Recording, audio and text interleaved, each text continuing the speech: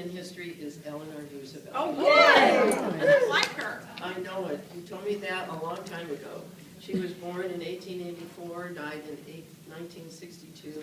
She was the niece of Theodore Roosevelt and, of course, wife to Franklin Delano Roosevelt, and was the longest serving First Lady because that's when that's right. So anyway, she died after her husband died, of course.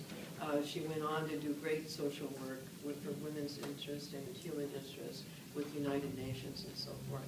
So in your book, we have and this is my best friend ever because she and Lou, I'm telling you, came together, and that's what Soroptimist is all about with this beautiful album. And you can designate one of your friends. Because look at, and Debbie's making books. You know, and Debbie's making pictures and everything. But I thought that Billy's brother Steve did a great job with your little magnets that you have, and did the caricature of Susan. So congratulations. Thank you, Lynn.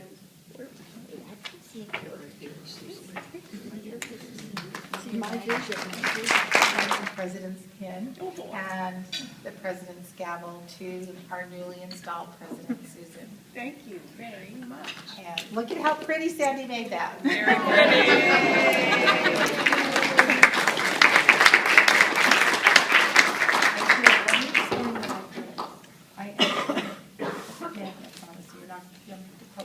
Cool. Is that the original one? No, Oh, I think the original one is here. Aha. Why don't you tell the story of the original one? Yes. Okay, it's really, really old. And How old?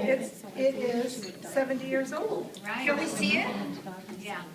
And each of us as president, at least when I was president, I kept it in a safe deposit box because I was afraid to lose it. But this pin did survive the Glendale fires in 1988, 1990, because Jem Sandy was the president at the time, and she had just gotten it that day, right? I had just given it to... Oh, you just... I'd just given it to Joan. She had just given it to Joan, but Sandy unfortunately lost her house in that fire.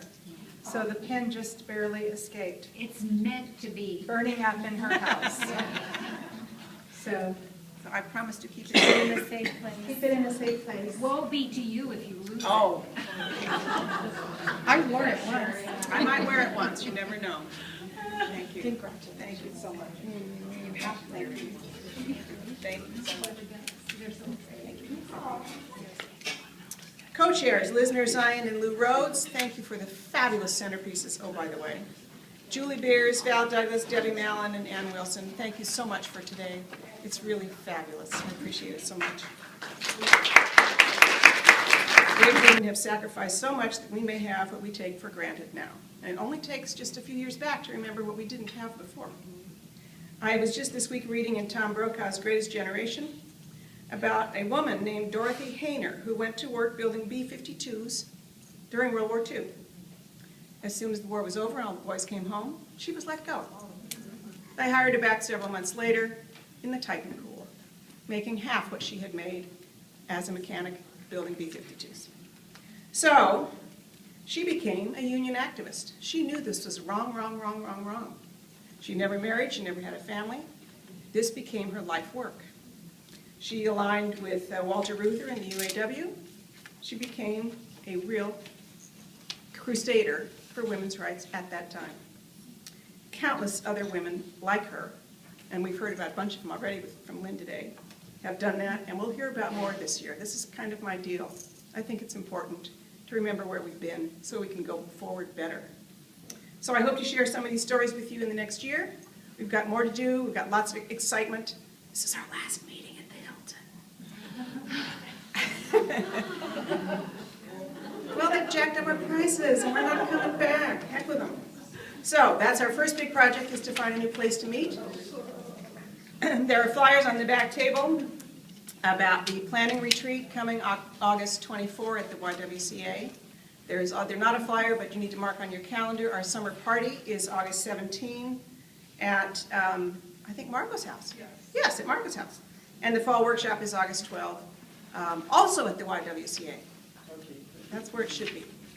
So thank you all so much for coming today. I look forward to a fabulous year. I can't wait. I think we're ready to go. It was a lovely luncheon and so great to see our friend Susan be installed as president of Glendale Soroptimists.